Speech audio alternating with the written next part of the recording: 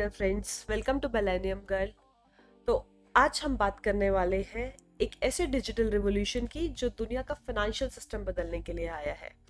And I guess अभी तक आप लोगों ने इस चीज़ को गेस कर लिया होगा कि हम किस चीज़ के बारे में बात करने वाले हैं। Yes, it is none other than crypto currency. लेकिन क्या आप लोग को पता है कि ये शुरू कैसे हुआ? क्या क्या बिटकॉइन पहला क्रिप्टो करेंसी था, या फिर इससे पहले भी कोई और डिजिटल क्रिप्टो करेंसी आ गए हैं, या फिर किसने इस डिजिटल पैसे का आइडिया दिया? किसने बोला कि यार हमारे पास एक डिजिटल क्रिप्टो करेंसी भी होनी चाहिए? तो चलिए हम एक फैसिनेटिंग जर्नी पर चलते हैं और जानते हैं कि क्रिप्टो करेंसी की दुनिया का बेसिकली जन्म कैसे हुआ, how bitcoin came into existence. So basically ऐसा नहीं है कि पहले कोई भी डिजिटल करेंसी नहीं हुआ करती थी। आप लोगों को आई एम श्योर पता ही होगा कि गोल्ड एक डिजिटल करेंसी है जो कि पहले चला करती थी। लेकिन जो गोल्ड था that was centralised currency, basically banks का, सेंट्रल गवर्नमेंट का, इन सब का कंट्रोल रहता था उस पर।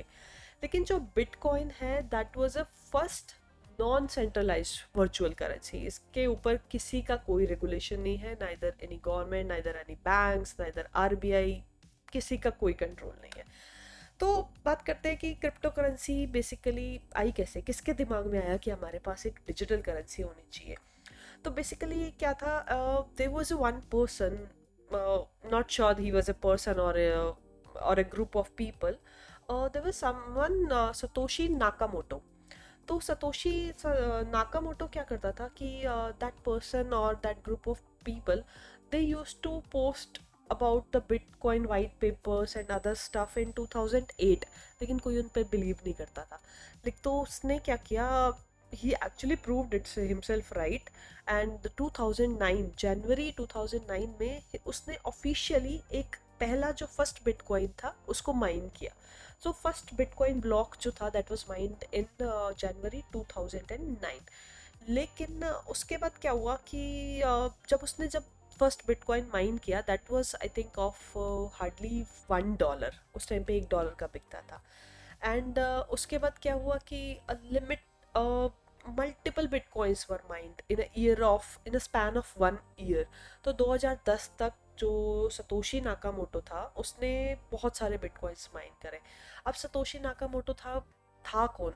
क्वेश्चन ये उठता है कि who was a Satoshi Nakamoto. Basically कई लोग बोलते हैं कि he was an, as per the different researchers, different people have different opinions. Like some people say that uh, he was an individual cryptographer and programmer. Some people say that they were a group of developers who were like experienced in crypto and software engineering. Basically क्या था कि किसी को भी कुछ पता नहीं था कौन था, since he never came into he or whatever whomsoever he never came into public. He just posted through mails and different forums.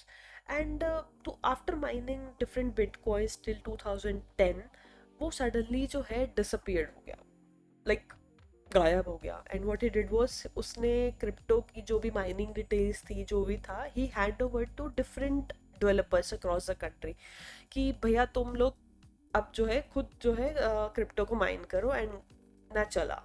And उसके बाद से वी डोंट नो कि वो कौन था एंड क्या था ना। ये जो है थोड़ा सा एक डाइसी सी चीज़ लगती है अगर आप लोग देखो तो।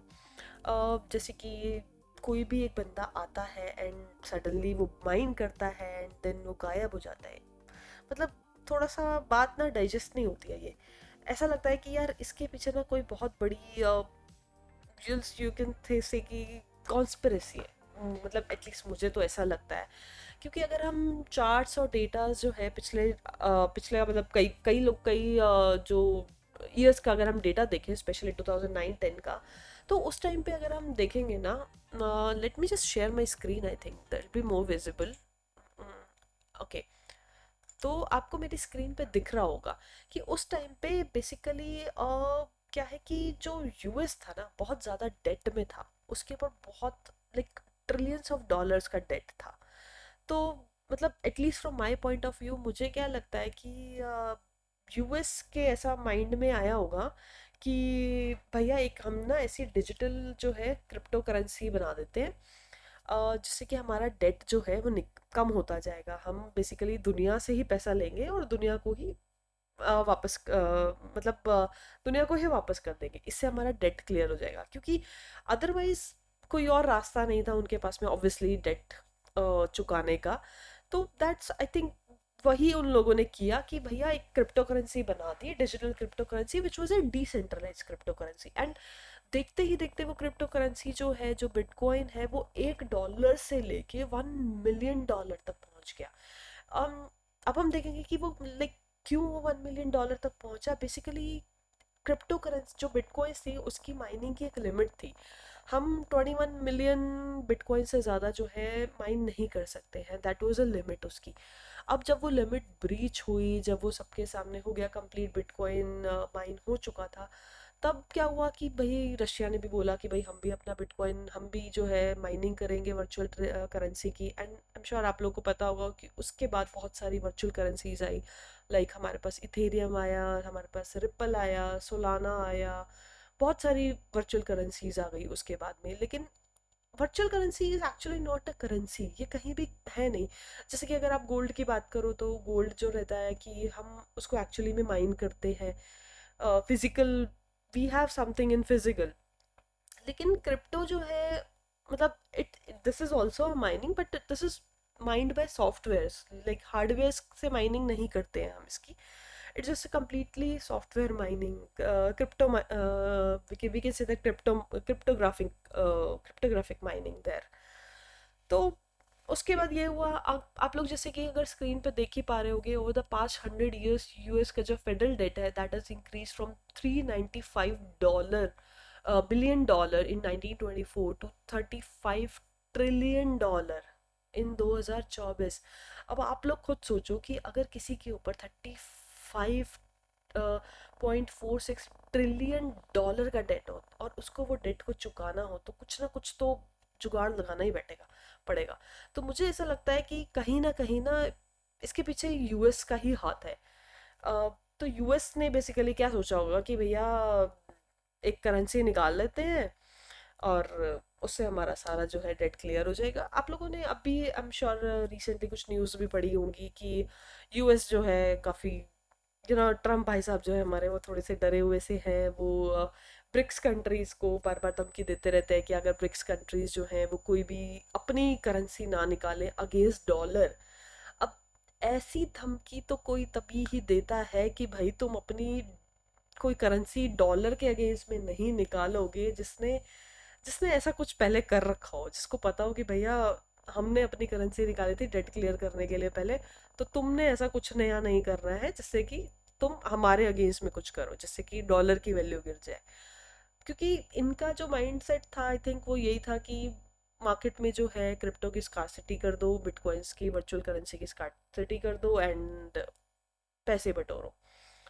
और जिस चीज़ की बेसिकली स्कार्सिटी होती है, हम ऑब्वियसली उसका जो है रेट जो है वो इंक्रीज हो जाता है।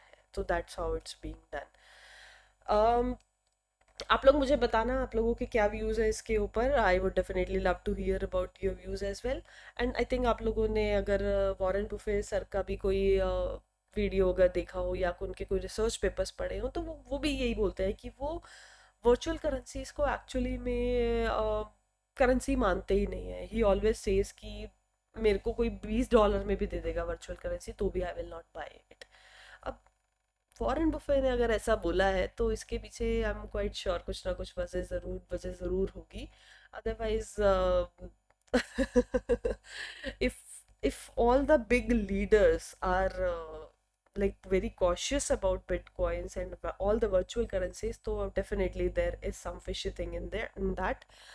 अब देखते हैं आगे बिटकॉइंस का फ्यूचर क्या रहता है, क्या ये एक्चुअल करेंसी को बीट कर पाता है या नहीं कर पाता, क्या ये कभी भी गोल्ड की जगह ले पाएगा। वेल अभी तक तो शायद नहीं, क्योंकि गोल्ड की value is in trillion trillion dollars and इसकी अभी इतनी ज़्यादा नहीं रीच हुई है, बट लेट्स सी।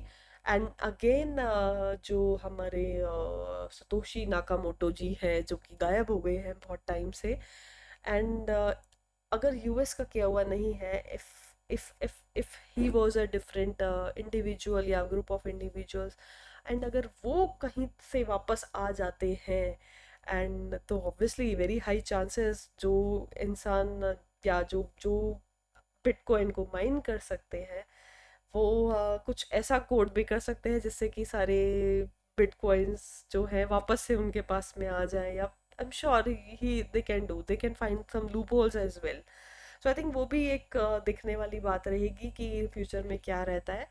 बट जितना मुझे लगता है आई थिंक इसके पीछे जो है वो कम्प्लीटली यूएस गवर्नमेंट का ही हाथ है। दे themselves have developed this Satoshi Nakamoto and behind them it was only US government who has done it क्योंकि उनके अप्रूवल या उनके इन्वॉल्वमेंट के बिना वर्चुअल करेंसी एक बनाना that too which is not a centralise currency and world wide उसको चलाना भी is a not an easy thing obviously. I think here also US is playing a very good game. तो आप मुझे बताइएगा आपके क्या व्यूज़ है इसके बारे में, आप लोग क्या सोचते हैं कि क्या हमें वर्चुअल करेंसीज में इन्वेस्ट करना चाहिए।